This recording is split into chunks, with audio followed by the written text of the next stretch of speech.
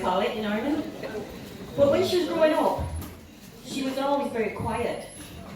And we talked about this last night with the two of us, and she actually admitted to me that what I already knew, that she was always very insecure in herself. Like, we didn't have the worst childhood, but we didn't have a very good one. And like Susan was never in trouble, well, rarely in trouble, because she wouldn't dare to be in trouble because of the backlash that we would get from our parents. But she went to school, she did very well at school. To me, she was a swot. You know, I was 2 years below her in the same school. And she went on and did her A-levels. Now, in that time, around about 1978, 79, only the very cream of the crop did their A-levels. 76. Sorry, 76. I'm thinking of my age, not yours. Sorry, I'm 2 years out there. Oh, yeah. And she actually did the A-levels, and she could have gone to college. She could have done anything she wanted to do because she applied herself. She worked very hard. And she just, whatever she does, she sets her mind to it, and she does it. Now, I'm not saying she was an angel. So this is something I want to share with you that will probably get me into trouble. When we were at home when we was younger, I said I was probably about 8, and she may have been 10. And I'd say it was around Halloween time. It's coming out now. And our time for coming in was when it got dark. So whenever it got dark, that was the time we had to go home.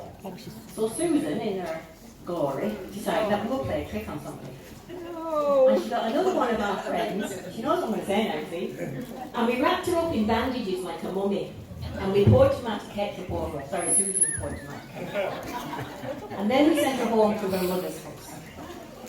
And she knocked on the door, and I swear to God, the words that came out of that mother, I had never heard them before in my life, and the whole sky turned blue, like, you know? But that was what Susan was all about. Like, she was quiet, but she knew how to have fun, like, you know? And as you can see, she still knows how to have fun. She puts me to shame, you know? Anyway, as I said, she was never in much trouble. She studied hard. When she left school, could have gone to college, but she didn't. Instead, she got what, in those days, was what we call a brilliant job. Civil service, job for life, you know.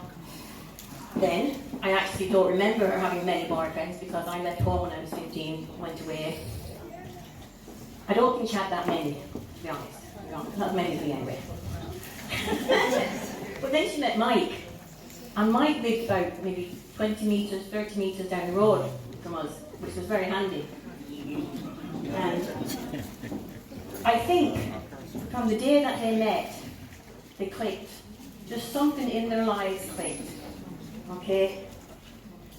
I had to ask her today how long it was after when we first met that they got married, and she said Michael's dad tried to marry him after the first year, but he held out for about 3 years. And then they got married. They had 2 absolutely wonderful children who grew. It's not funny. Who grew into 2 awesome adults who I love very much, Andrew and Emma. I really love them. Yeah, I love them too. And as it is in most marriages, there was a lot of ups and downs. There was sadness, there was happiness, there was good times and there was bad times.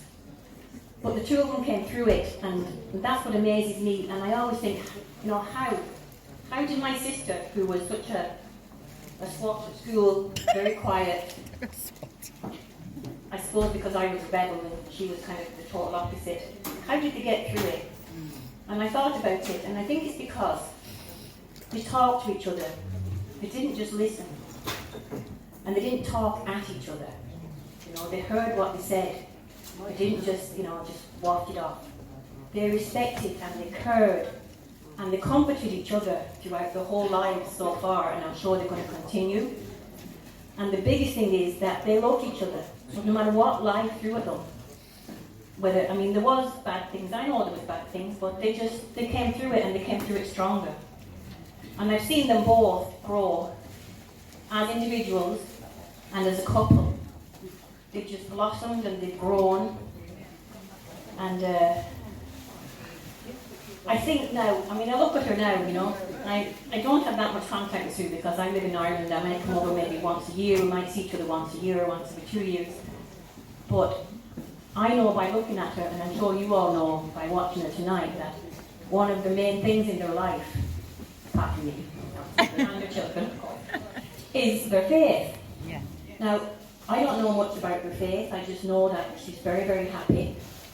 And because they're both very like-minded.